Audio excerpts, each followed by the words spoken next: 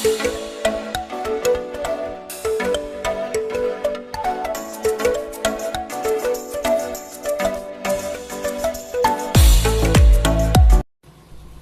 belakang berdirinya Daulah Abbasiyah yang pertama adalah tumbangnya kejayaan Bani Umayyah yang berjaya menguasai tahta pemerintahan kerajaan Islam selama 91 tahun. Dan yang kedua adalah khalifah-khalifah atau pemerintah yang lemah dan cuma sebagai lambang atau boneka kepada orang lain saja. Manakala kekuasaan yang sebenarnya berada di tangan bangsa, kalau zaman pemerintahan kerajaan Bani Umayyah, keagungan kerajaan mereka terletak pada kejayaan melebarkan empire kerajaan Islam atau meluaskan jajahan takluk Islam di seluruh penjuru dunia. Dan yang ketiga adalah pendeknya masa jabatan khalifah di akhir-akhir pemerintahan Bani Umayyah, seperti Khalifah Yazid bin Al-Walid kurang lebih memerintah selama 6 bulan. Dan yang keempat adalah dijadikan putra mahkota lebih dari jumlah 1 orang, seperti yang dikerjakan oleh Marwan bin Muhammad yang menjadikan anaknya Abdullah dan Ubaidah sebagai putra mahkota. Yang kelima yaitu terdapat 3 poros utama yang merupakan pusat kegiatan satu dengan yang lain, memiliki kedudukan tersendiri dalam memainkan peran untuk menegakkan kekuasaan keluarga besar paman Nabi Muhammad SAW, Abbas bin Abdul Muthalib. Dari nama Al-Abbas inilah nama itu disandarkan pada 3 tempat pusat kegiatan yaitu Humaimah, Kufah, dan Khurasan. Yang keenam, ditaklukkannya penguasa Umayyah di Kufah, Yazid bin Umar bin Hubairah, dan diusir ke Wasit. Lantas Abu Salamah pergi di Kufah yang telah ditaklukkan pada tahun 132 Hijriah. Sedangkan Abdullah bin Ali, salah seorang paman Abdullah Abbas, diperintahkan mengejar Khalifah Umayyah terakhir, Marwan bin Muhammad. Bersama pasukannya yang melarikan diri akhirnya dapat ditangkap di dataran rendah Sungai Zab. Dan yang ketujuh, hilangnya kecintaan rakyat pada akhir-akhir pemerintahan Bani Umayyah. Latar belakang berdirinya Daulah Abbasiyah yang ke-8 yaitu kesombongan pembesar-pembesar Bani Umayyah pada akhir pemerintahannya. Sistem politik pada Daulah Bani Abbasiyah. 1. Para khalifah tetap dari keturunan Arab, sedang para menteri, panglima, gubernur, dan para pegawai lainnya dipilih dari keturunan Persia dan Mawali. 2. Kota Baghdad digunakan sebagai ibu kota negara yang menjadi pusat kegiatan politik, ekonomi, sosial, dan kebudayaan. 3. Ilmu pengetahuan dipandang sebagai sesuatu yang sangat penting dan mulia. 4. Kebebasan berpikir sebagai HAM dilakukan sepenuhnya. 5. Para menteri turunan Persia diberi kekuasaan penuh untuk menjalankan tugasnya dalam pemerintahan. Berikut perkembangan bidang politik Daulah Abbasiyah pada tiap-tiap periode. Perkembangan politik pada Daulah Abbasiyah dibagi menjadi 5 periode. Pada periode pertama disebut dengan pengaruh Persia pertama. Pada periode kedua disebut dengan pengaruh Turki pertama. Pada periode ketiga disebut sebagai pengaruh Persia kedua. Periode keempat disebut sebagai pengaruh Turki kedua. Yang pada periode kelima yakni tidak ada pengaruh dari dinasti manapun. Pada periode pertama, periode ini berlangsung antara tahun 132 Hijriah sampai 232 Hijriah atau 750 Masehi sampai 847 Masehi. Pada masa ini, yaitu pada masa Ja'far al-Mansur sampai pemerintahan ke-9 Al-Wathik. Periode ini disebut sebagai pengaruh Persia pertama karena pemerintahan Bani Abbasiyah banyak dipengaruhi oleh keluarga dari bangsa Persia, yaitu keluarga Barmak. Periode pertama ini juga menjadi masa keemasan dan kejayaan Daulah Bani Abbasiyah. Walaupun demikian, bibit kemunduran Daulah Abbasiyah sudah muncul pada periode ini, yakni ketika terjadi perang saudara antara Al-Amin dengan Al-Ma'mun. Pada periode kedua, yakni pada tahun 232 Hijriah sampai 334 Hijriah atau 847 Masehi sampai 946 Masehi, yakni sejak Khalifah Al-Mutawakkil sampai berdirinya Bani Buwayyah di Baghdad. Pada periode ini disebut sebagai pengaruh Turki pertama karena tentara Turki menjadi tentara Daulah Abbasiyah yang sangat mendominasi pemerintahan. Dan pada masa ini khalifahnya menjadi simbol di istana Baghdad. Khalifah pada periode kedua adalah Al-Mutawakkil, Al-Mustansir, dan Al-Musta'in. Pada periode ketiga, yakni terjadi pada tahun 334 Hijriah sampai 447 Hijriah atau 945 Masehi sampai 1105 Masehi. Pada periode ketiga ini, Daulah Abbasiyah berada di bawah kekuasaan Bani Buwayyah. Pada saat ini, khalifah lebih beruntung dari sebelumnya, terutama karena Bani Buwayyah adalah penganut aliran Syiah. Khalifah tidak lebih sebagai pegawai yang diperintahkan dan diberi gaji. Bani Buwayyah membagi kekuasaan kepada 3 bersaudara, yakni Ali untuk wilayah bagian selatan negeri Persia, Hasan untuk wilayah bagian utara, dan Ahmad untuk wilayah Ahwas, Wasik, dan Baghdad. Dengan demikian, pada periode ini tidak lagi merupakan pusat pemerintahan Islam karena telah berpindah dari masa berkuasanya Ali bin Buwayyah yang memiliki kekuasaan Bani Buwayyah. Meski demikian, pada bidang ilmu pengetahuan, Daulah Abbasiyah terus mengalami kemajuan dan muncullah pemikir-pemikir besar seperti Al-Farabi, Ibnu Sina, Al-Biruni, Ibnu Maskawih, dan kelompok studi Ikhwah As-Safah. Pada bidang ekonomi dan pertanian, perdagangan juga mengalami kemajuan. Kemajuan ini juga diikuti dengan pembangunan masjid dan rumah sakit. Khalifah pada periode ketiga yakni Al-Muti, At-Ta'i, Al-Qadir, dan Al-Qaim Billah. Pada periode keempat, periode ini dimulai pada tahun 464 Hijriah sampai 623 Hijriah atau 1075 Masehi sampai 1225 Masehi, yakni sejak masuknya dinasti Saljuk di Baghdad. Pada periode ini disebut pengaruh bangsa Turki kedua karena pada waktu itu suatu golongan dari bangsa Turki berperan penting dalam pemerintahan dinasti Abbasiyah, yakni dinasti Saljuk. Khalifah pada periode keempat yakni Al-Muqtadi, Al-Mustansir, Al-Mustarsyid, dan Ar-Rasyid. Pada periode kelima yakni pada tahun 590 Hijriah sampai 656 Hijriah atau 1194 Masehi sampai 1258 Masehi. Pada periode kelima ini, kekuasaan dinasti Saljuk atas badan atau Khalifah Abbasiyah merupakan awal dari periode kelima. Pada periode ini, Khalifah Abbasiyah tidak lagi berkuasa pada dinasti tertentu, walaupun banyak sekali dinasti Islam berdiri. Ada di antaranya yang cukup besar, namun yang terbanyak adalah dinasti kecil. Para Khalifah Abbasiyah mereka sudah merdeka dan berkuasa kembali, tetapi hanya di Baghdad dan sekitarnya.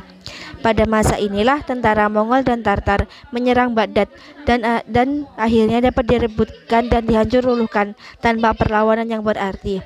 Kehancuran Baghdad ini akibat serangan tentara Mongol adalah awal atau babak baru dalam sejarah Islam yang disebut masa pertengahan.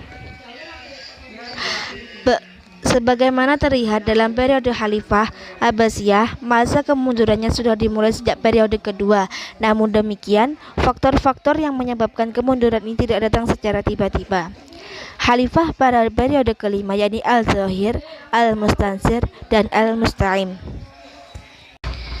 Selanjutnya yaitu perkembangan kebudayaan dan ilmu-ilmu umum. Perkembangan kebudayaan yaitu ada 4, yakni kebudayaan Persia, kebudayaan Hindi, kebudayaan Yunani, dan kebudayaan Arab. Kebudayaan Persia, yakni pengaruh kebudayaan terjadi di antara karena 2 faktor, yaitu pembentukan lembaga wizarah dan pemindahan ibu kota.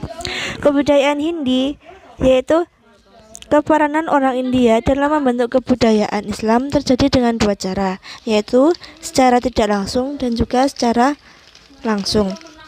Secara langsung, yakni kaum muslimin berhubungan langsung dengan orang India lewat perdagangan atau penaklukan. secara tak langsung, yaitu penyaluran kebudayaan India ke dalam kebudayaan Islam lewat kebudayaan Persia. Kebudayaan Yunani.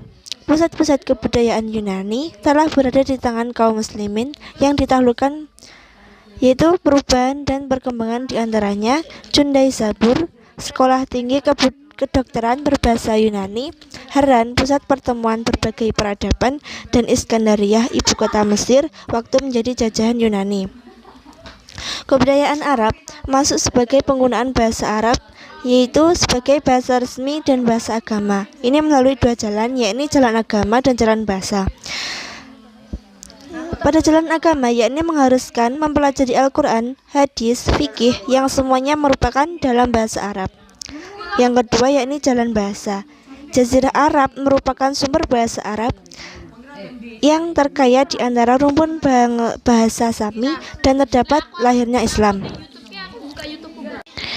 Kebudayaan Islam telah berkembang demikian cepatnya hingga mengungguli bahkan menjadi puncak budaya umat manusia pada zaman itu, yang mana kebudayaan Islam masa jayanya ini bukan saja mendatangkan kesejahteraan bagi kaum muslimin saja, tetapi juga mendatangkan kesejahteraan bagi umat pada umumnya, yang mendatangkan rahmatan lil alamin. Selanjutnya yakni pada bidang ilmu pengetahuan. Ilmu pengetahuan itu ada dua, yakni ilmu pengetahuan umum dan juga ilmu pengetahuan agama. Ilmu pengetahuan umum ini yang pertama yaitu filsafat. Pada ilmu filsafat, yaitu pengetahuan dan penyelidikan dengan akal budi mengenai hakikat segala sesuatu yang ada, sebab asal hukumnya atau ketentuan-ketentuannya berdasarkan Al-Quran dan hadis. Tokoh-tokoh filsafat yakni seperti Al-Kindi, yang mana terkenal dengan sebutan filosof Arab. Beliau menerjemahkan buku-buku asing ke dalam bahasa Arab dan bermacam-macam ilmu telah dikajinya, termasuk filsafat. Al-Kindi bukan hanya filosof, tapi juga ahli ilmu matematika, astronomi, farmakologi, dan lain-lain. Selanjutnya yaitu Abu Yusuf bin Ishaq Al-Farabi, Ibnu Tufail, Ibnu Sina, Al-Ghazali, Ibnu Rushd, Ibnu Maskawayh, dan Ar-Razi. Selanjutnya yaitu ilmu kedokteran. Pada masa dinasti Abbasiyah, kedokteran mengalami perkembangan dan kemajuan, yang khususnya pada pemerintahan Harun ar-Rasyid dan khalifah-khalifah besar sesudahnya, yang mana pada waktu itu sekolah-sekolah tinggi kedokteran didirikan sehingga banyak mencetak sarjana kedokteran. Tokoh-tokoh ilmu kedokteran yaitu Jabir bin Hayyan, Hunain bin Ishaq, Tabin bin Qura, Ar-Razi, Ibnu Sina, Ali bin Al-Abbas. Selanjutnya yaitu ilmu astronomi. Astronomi atau ilmu yang mempelajari pelajaran matahari, bumi, bulan, dan bintang-bintang, serta planet-planet yang lain. Tokoh-tokohnya antara lain Al-Farazi, Al-Bantani, Abdul Wafa Al-Farghani, dan Muhammad bin Musa Al-Khawarizmi. Yang mana Jabir Al-Bantani itu merupakan pencipta alat teropong bintang yang pertama. Selanjutnya yakni ilmu-ilmu agama. Yang pertama itu ilmu hadis. Ilmu hadis merupakan ilmu yang mempelajari tentang hadis dari sunat, perawinya, isi, dan lain-lain. Pada masa ini bermunculan ahli-ahli hadis yang besar dan terkenal beserta hasil karyanya, yakni Imam Al-Bukhari yang lahir di Bukhara 194 Hijriah di Baghdad. Kitabnya yang termasyhur adalah Al-Jami'us Sahih dan terkenal dengan Sahih Bukhari.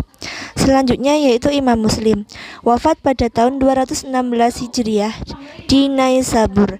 Kitabnya Jami'us dan terkenal dengan Sahih Muslim. Selanjutnya yaitu Abu Dawud dengan kitab hadisnya berjudul Sunan Abu Dawud.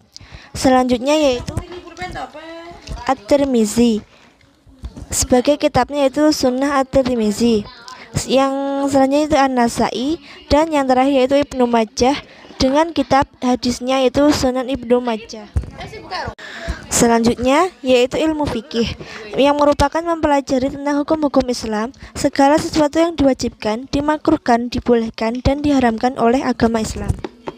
Yang mana ahli fikih ini yaitu Imam Hanafi. Selanjutnya yaitu Imam Malik, Imam Syafi'i, dan Imam Hambali. Imam Abu Hanifah, yaitu yang menyusun madhabnya itu mazhab Hanafi. Selanjutnya Imam Malik bin Anas, yaitu lahir di Madinah tahun 93 Hijriah dan meninggal di Hijaz pada tahun 170 Hijriah, yang menyusun madhab Maliki. Selanjutnya Imam Syafi'i, nama lengkapnya itu Muhammad bin Idris bin Syafi'i. Sewaktu berumur 7 tahun, ia sudah menghafal Al-Quran dan menyusun madhabnya, yaitu madhab Syafi'i. Imam Hambali, yakni beliau menyusun madhabnya, yaitu madhab Hambali. Setelahnya yakni ilmu tafsir. Ilmu tafsir merupakan ilmu yang menjelaskan tentang makna atau kandungan ayat Al-Quran, yang sebab-sebab turunnya ayat atau asbabun nuzul. Adapun ahli tafsir yang termasyhur ketika itu adalah tokohnya, yaitu Abu Ja'far Muhammad bin Jarir At-Tabari dan Ibnu Katsir. Faktor yang menyebabkan kemajuan perkembangan ilmu pengetahuan dan peradaban Islam. Sejarah telah mencatat bahwa sebelum bangsa Barat atau Eropa mencapai kemajuan di bidang iptek seperti sekarang, umat Islam sudah mendahulinya selama 6 abad, sejak tahun 611 atau pada zaman Nabi sampai dengan 1250 Masehi atau pada zaman Abbasiyah akhir. Masa kejayaan perkembangan iptek di dunia Islam terjadi antara tahun 750 sampai dengan 1100 Masehi pada masa kekhalifahan Bani Umayyah di Andalusia, Spanyol, Cordova, dan Bani Abbasiyah di Baghdad, Irak. Dinasti Abbasiyah merupakan salah satu dinasti Islam yang sangat peduli dalam upaya perkembangan ilmu pengetahuan. Di antara fasilitas yang diberikan adalah pembangunan pusat-pusat riset dan terjemah seperti Baitul Hikmah, Majelis Munazarah, dan pusat-pusat studi lainnya. Adapun 4 faktor yang disebabkan. 1. Terjadinya asimilasi budaya antara bangsa Arab dan bangsa lain seperti Persia, Yunani, dan India. Bangsa Persia dalam ilmu pemerintahan, filsafat, dan sastra, sedangkan bangsa India terlihat pada ilmu kedokteran, matematika, dan astronomi. Dan bangsa Yunani masuk melalui terjemahan berbagai bidang ilmu, terutama pada bidang ilmu filsafat. Yang kedua, gerakan penterjemahan berjalan melalui 2 fase, yaitu fase pertama pada masa Al-Mansur sampai Harun al-Rasyid. Penterjemahan terfokus pada ilmu astronomi dan logika atau mantik. Fase kedua pada masa Al-Ma'mun hingga tahun 300 Hijriah terfokus pada ilmu kedokteran dan filsafat. Yang kelima, ilmu bahasa dan sastra. Di antaranya ilmu nahwu, ilmu shorof, ilmu bayan, ilmu badi. Dengan para ahli ilmu bahasa, di antaranya 1. Imam Sibawayh dalam ahli nahwu. Yang kedua, Al-Kisai. Yang ketiga, Abu Zakaria Al-Farra. Yang ketiga, ilmu alam atau kimia, fisika, dan biologi. Ilmu kimia juga termasuk salah satu ilmu pengetahuan yang dikembangkan oleh kaum muslimin.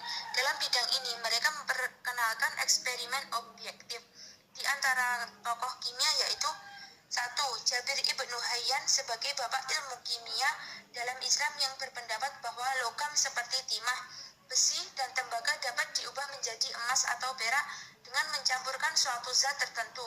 Bukunya yang terkenal adalah Book of the Composition Al-Jami dan Book of 70.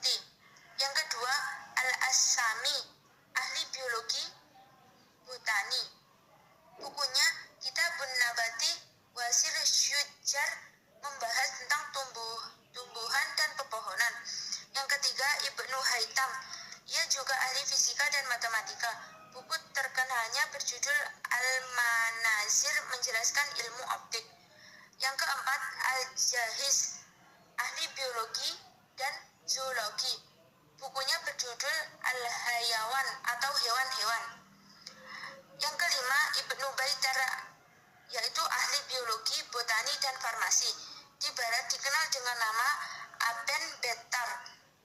Bukunya Al-Jami Al-Mufradat Al-Adawiyah wal Al-Siyah membahas koleksi obat-obatan sederhana yang diramu dari berbagai jenis hewan dan tumbuh-tumbuhan. Di antaranya para ulama tasawuf sufi. 1. Al-Qusyairi dengan kitab yang terkenal Ar-Risalatul Qusyairi. Yang kedua, Syahabuddin Suhrawardi dengan kitabnya Awaritul Ma'arif. Yang ketiga, Imam Ghazali yang terkenal di bidang ilmu akhlak tasawuf, Ihya Ulumuddin. Yang keempat, Zunnun al-Misri dikenal sebagai orang pertama yang mengenalkan maqamat dalam dunia sufi. Yang kelima, Sirri al-Saqati. Yang keenam, Abu Yazid al-Bustami. Yang ketujuh, Al-Junaid al-Baghdadi. Dia mempunyai basic sebagai seorang ahli hadis dan fikih. Yang kedelapan, Al-Halaj, lebih berani dan radikal dengan konsep hulul, yaitu konsep wahdatul wujud dalam versi lain yang berangkat dari dua sifat yang dipunyai manusia, yaitu nasut dan lahud. Yang ketiga yaitu perkembangan bidang ilmu nakli. Di antaranya meliputi 1. Imam Bukhari pada tahun 810 sampai 870 Masehi dengan karyanya Kitab Al-Jami As-Sholih, Al-Bukhari, At-Tarikh As-Shogir, At-Tarikh Al-Awsat, At-Tafsir Al-Musnad Al-Kabir. Yang kedua, Imam Muslim pada tahun 817 sampai 875 Masehi dengan karyanya Kitab Al-Jami As-Sholih Al-Muslim. Para ulama menempatkan kitab Sholih Muslim pada peringkat kedua sesudah Sahih Bukhari. Yang ketiga, Ibnu Majah pada tahun 823 sampai 887 dengan karyanya Sunan Ibnu Majah. Yang keempat, Abu Daud pada tahun 817 sampai dengan 888 dengan karyanya Kitab Sunnah Abu Daud. Yang kelima, At-Tirmizi pada tahun 209 sampai dengan 279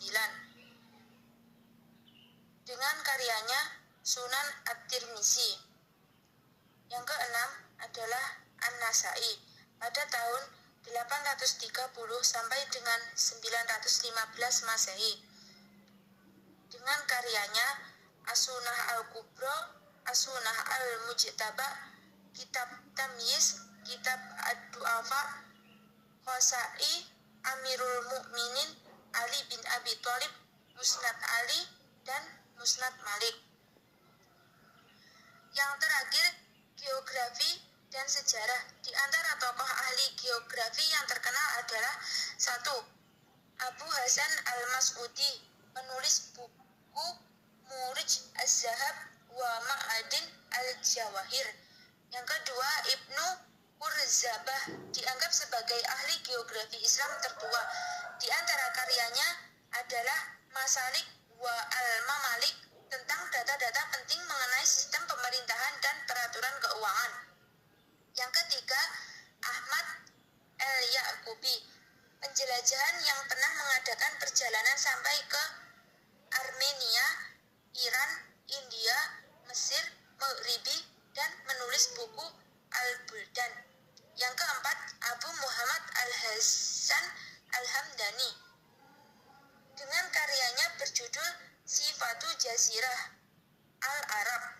Di bidang ilmu sejarah banyak muncul tokoh-tokoh sejarah, di antaranya Ahmad bin Yaqubi dengan karyanya Al-Buldan atau Negeri negeri dan at-tarikh atau sejarah. Yang kedua, ilmu kedokteran. Ilmu kedokteran merupakan salah satu ilmu yang mengalami perkembangan yang sangat pesat pada masa Bani Abbasiyah. Pada masa itu telah didirikan apotek pertama di dunia dan juga telah didirikan sekolah farmasi. Di antara para cendekiawan kedokterannya adalah 1. Ibnu Sina. Sarjana barat menyebut Avicenna. Ia terkenal ahli kedokteran. Dia dinobatkan sebagai Father of Doctor atau bapak kedokteran.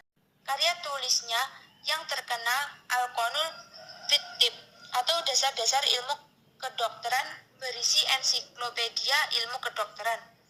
Yang kedua, Ar-Razi. Sarjana barat menyebut Rhazes. Ia ahli di bidang kedokteran. Bukunya berjumlah kurang lebih 166 judul.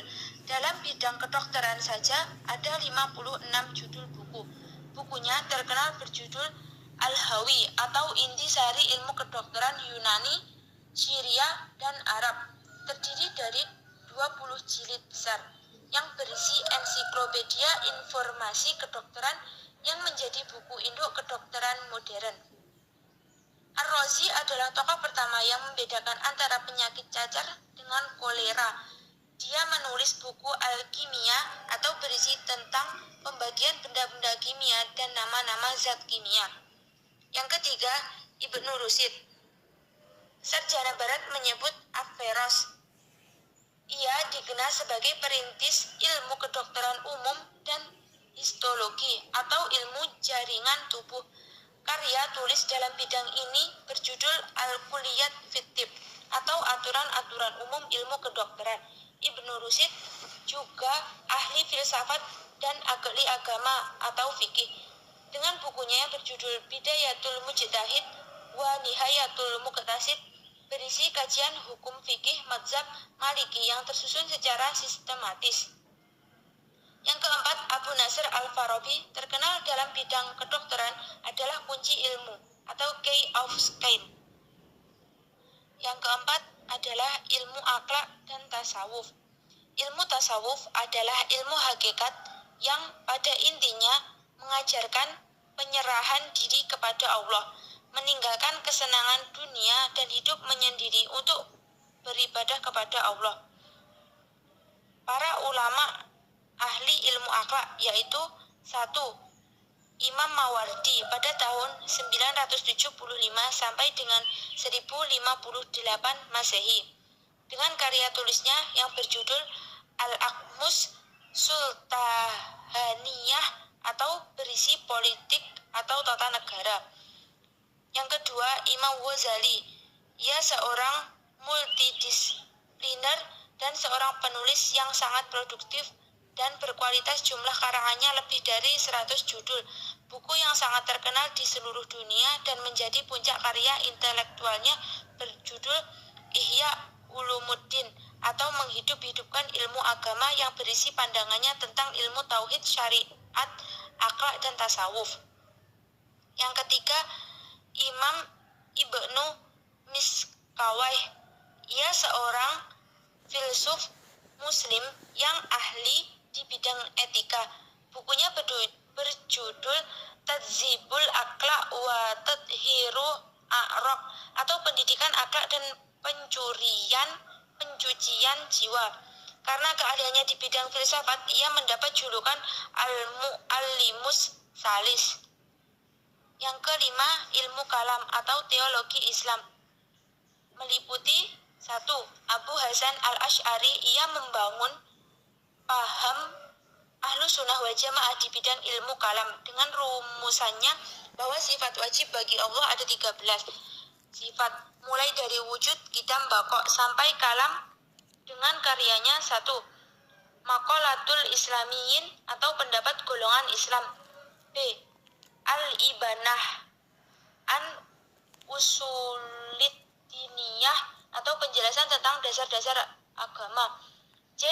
Al-Luma atau sorotan yang berisi penjelasan tentang ketuhanan, dosa besar, dan persoalan akidah.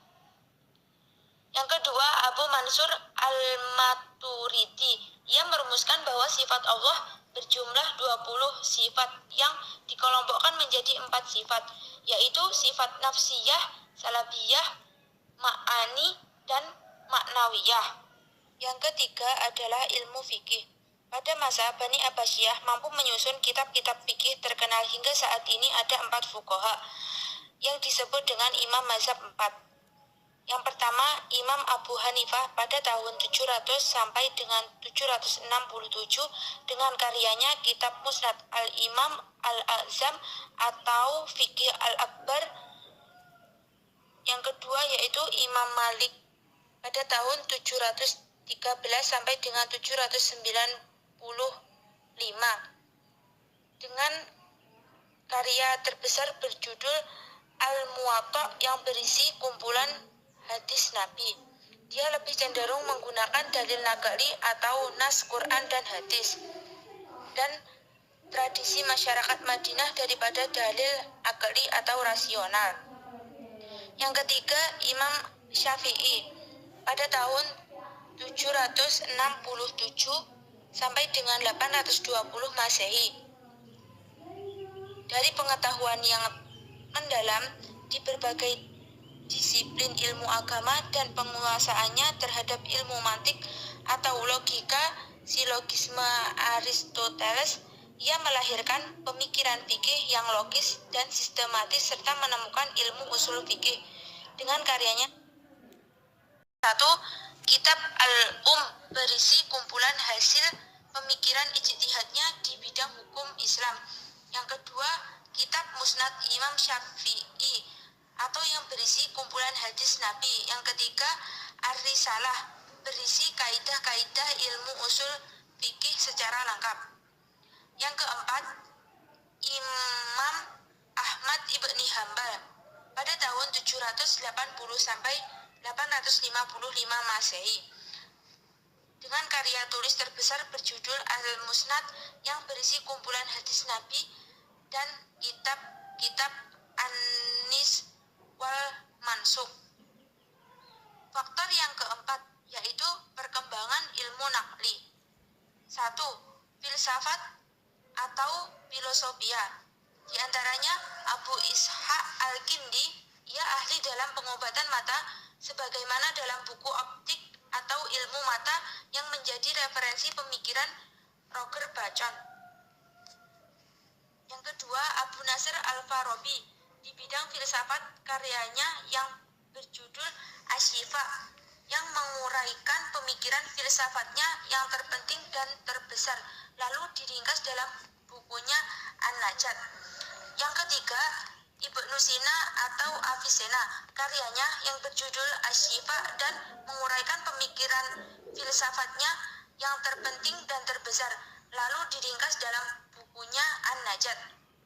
Yang keempat, Al-Ghazali, bukunya yang berjudul Tahafutul Falasifah atau keracunan pemikiran para filosof dengan tujuan untuk membentengi umat Islam dan bahaya berpikir bebas atau liberal secara berlebihan yang mengakibatkan mereka meninggalkan ibadah. Atas perannya ia dijuluki dengan Hujjatul Islam atau argumentasi Islam. Buku karangannya lainnya di bidang filsafat antara lain 1. Al-Muqidh Minal Dolal, yang kedua Maqasidul Falasifah, dan yang kedua adalah ilmu tafsir. Dalam bidang tafsir dikenal 2 metode penafsiran, yaitu yang pertama tafsir bil maksur, yaitu interpretasi tradisional dengan mengambil interpretasi dari hadis Nabi Shallallahu Alaihi Wasallam dan para sahabatnya. Mufassir masyhur golongan ini antaranya A. Ibnu Jarir At-Tabari dengan tafsirnya sebanyak 30 juz, B. Ibnu Attiyah Al-Andalusi atau Abu Muhammad bin Attiyah, C. Al-Sud'a Muqatil bin Sulaiman yang mendasarkan penafsirannya pada Ibnu Abbas, Ibnu Mas'ud, dan para sahabat lainnya. Tafsir yang kedua yaitu bil ra'yi, yaitu metode rasional yang lebih banyak bertumpu kepada pendapat sahabat. Mufasir golongan inti ini antara lain A. Abu Bakar Asma atau Mu'tazil, B. Abu Muslim Muhammad bin Nasar al-Isfahani atau Mu'tazil dengan kitab tafsirnya 14 jilid. Yang keempat, ilmu matematika dan astronomi. Di antaranya 1. Al-Khwarizmi, dia penemu persamaan kubik dan persamaan derajat. Al-Khwarizmi dengan judul bukunya Al-Jabru wal Muqabalah. Buku ini dipakai sebagai literatur wajib di beberapa universitas Eropa. Yang kedua, Umar Khayyam. Ia bintangnya matematika pada abad pertengahan yang mengembangkan rumus-rumus matematikanya. Yang ketiga, Al-Fazari. Dia seorang astronom Islam pertama yang menciptakan astrolabe. Karyanya antara lain berjudul Kitab Al-Jid atau Tabel Al-Amal bil Asturlab Al-Qasidah fi Ulumin Nujum. Yang keempat, Al-Farghani. Ia menulis buku ringkasan ilmu astronomi berjudul Harokat Al-Samawiyah wa Jawami'ul Ilmin Nujum. Ia menetapkan diameter bumi sepanjang 6.500 mil dan menemukan jarak yang paling jauh serta menemukan diameter planet-planet. Yang kelima, Abu Rayhan Al-Bairuni.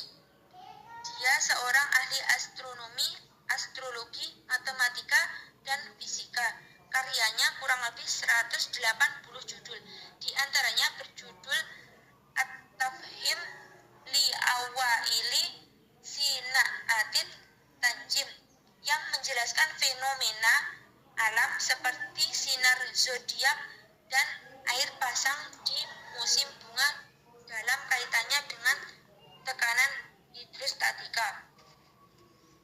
Yang keenam, Al-Batoni. Dia adalah ahli matematika dan astronomi. Gaya tulis terbesarnya adalah Ma'rifat Matalil Buruj Fima Baina Arab Al-Falak. Yang ketujuh, Nasiruddin At-Tusi. Ia terkenal sebagai seorang astronom. Buku kuadrilateral yang menjadi dasar trigonometri, plenometri, dan sperical, khusus dalam bidang ilmu perbintangan. Ia membuat observatorium Maroga atau di Asia Kecil, membuat jadwal baru yang disebut dengan Ilkanian, dan membuat cincin pengukur gerhana matahari dan bulan serta khatulistiwa. Yang kedelapan, Abu Ma'syar Al-Falaki dengan bukunya yang berjudul Isbatul Ulum dan Hayatul Falak. Bismillahirrahmanirrahim. Perkenalkan, saya Presa Fatma Tiara Nur Anissa dari kelas IPA A. Pada kesempatan ini saya akan menjelaskan tentang pembahasan yang terakhir, yaitu sebab-sebab kemunduran Daulah Abbasiyah.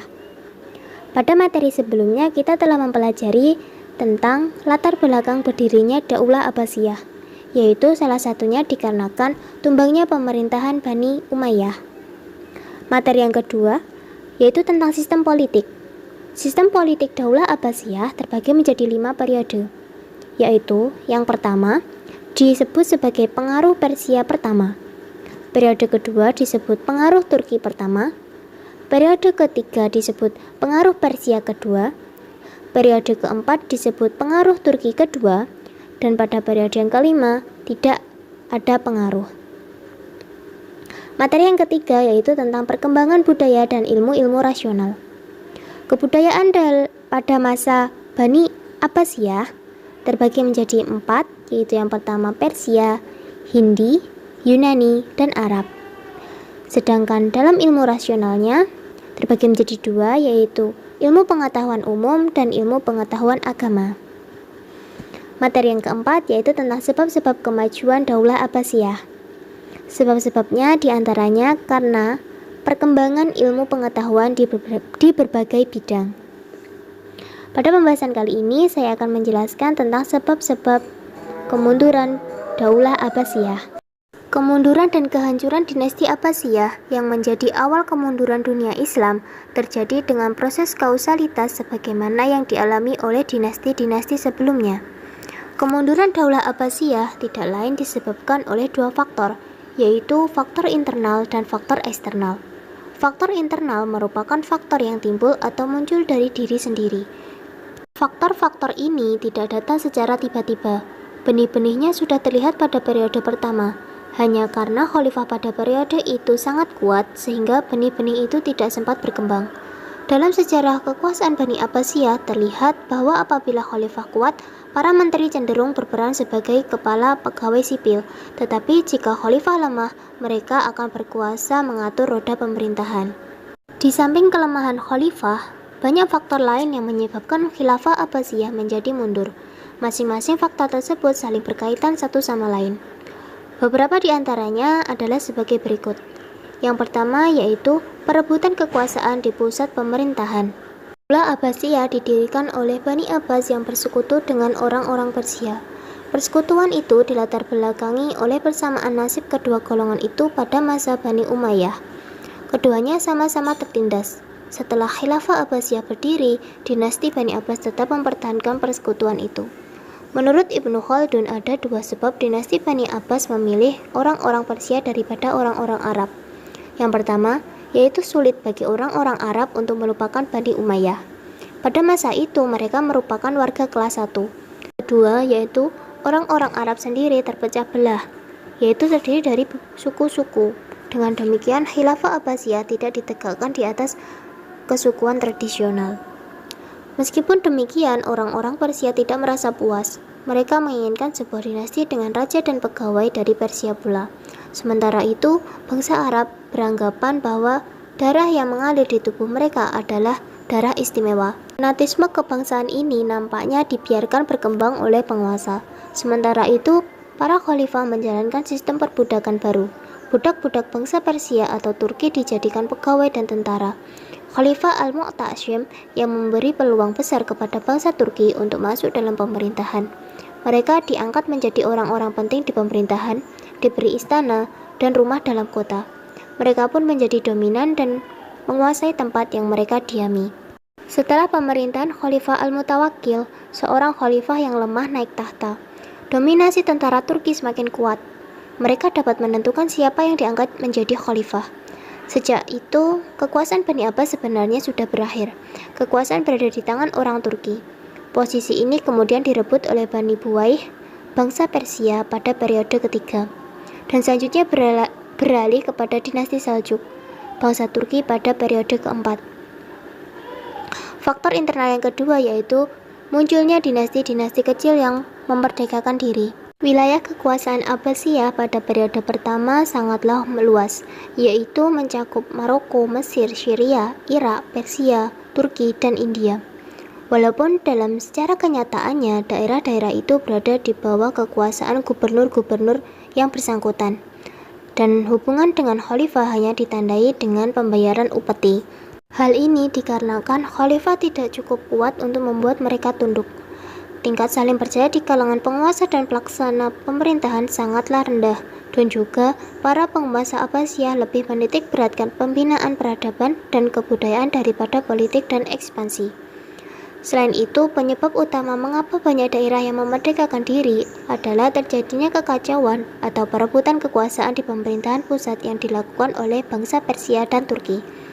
Akibatnya, provinsi-provinsi tertentu di pinggiran mulai lepas dari genggaman penguasaan Daulah Abbasiyah, sehingga mengakibatkan munculnya dinasti-dinasti kecil yang memerdekakan diri.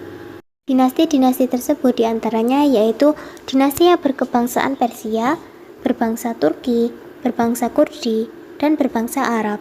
Faktor yang menyebabkan kemunduran Daulah Abbasiyah yang ketiga yaitu dikarenakan kemerosotan perekonomian. Pada mulanya, Daulah Abbasiyah merupakan pemerintah yang kaya. Dana yang masuk lebih besar dari yang keluar, sehingga Baitul Mal penuh dengan harta. Namun, setelah memasuki masa kemunduran politik, perekonomian pun mulai mengalami kemunduran yang drastis. Penurunan ekonomi ini disebabkan oleh makin menyempitnya wilayah kekuasaan. Banyaknya terjadi kerusuhan yang mengganggu perekonomian rakyat. diperingatkan pajak, dan banyaknya dinasti-dinasti kecil yang memerdekakan diri dan tidak lagi membayar upeti. Sedangkan pengeluaran membengkak, antara lain disebabkan oleh kehidupan para khalifah dan pejabat semakin mewah. Jenis pengeluaran makin beragam, dan para pejabat melakukan korupsi. Kondisi politik yang tidak stabil menyebabkan perekonomian negara morat-marit. Sebaliknya, kondisi ekonomi yang buruk memperlemah kekuasaan politik dinasti Abbasiyah. Selain faktor-faktor internal tersebut, Daulah Abbasiyah mengalami kemunduran dikarenakan faktor eksternal, yaitu faktor yang timbul dari luar daulah itu sendiri. Yaitu yang pertama adalah Perang Salib. Hal itu disebabkan karena kekalahan tentara Romawi yang telah menanamkan benih permusuhan dan kebencian orang-orang Kristen terhadap umat Islam.